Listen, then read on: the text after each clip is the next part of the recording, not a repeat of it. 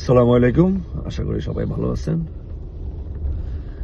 আজকে আবার আসলাম একটু হরমুজ প্রণালী নিয়ে কথা বলবো। তো আমরা মোটামুটি সবাই কম বেশি জানি যে হরমুজ প্রণালী দিয়ে বিশ্বের 1/5 তেল গ্যাস রপ্তানি হয় এবং এই হরমুজ প্রণালী যুদ্ধের কারণে মোটামুটি অনেকদিন ধরেই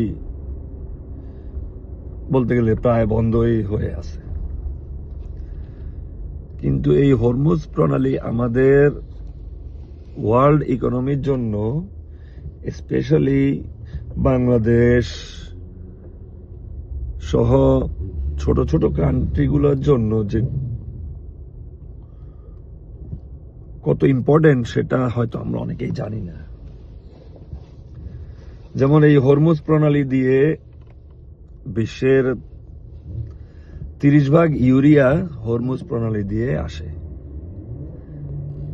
এবং এই ইউরিয়া সাপ্লাই কমে গেলে আমাদের ফলনও অনেক কমে যায়। আর যেহেতু এখন বাংলাদেশে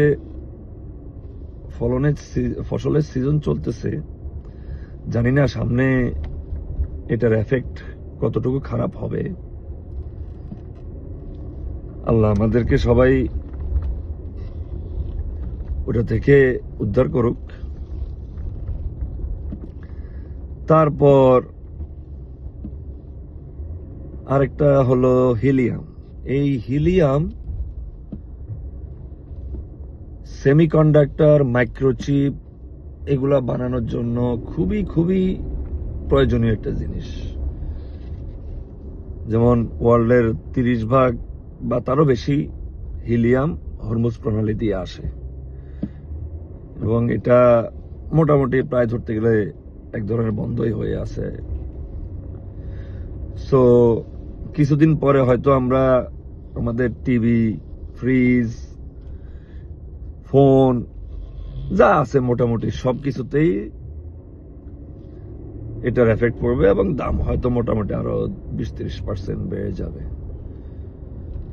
সো এখন যুদ্ধের যে অবস্থা চলতেছে, হরমুজ প্রণালী খুব সহসা খুলবে কিনা সেটা তো বোঝা যাচ্ছে না। সো আল্লাহ আমাদের সবাইকেই ভালো রাখুক, আমরা সবাই যাতে এই বিপদ থেকে উদ্ধার হতে পারি।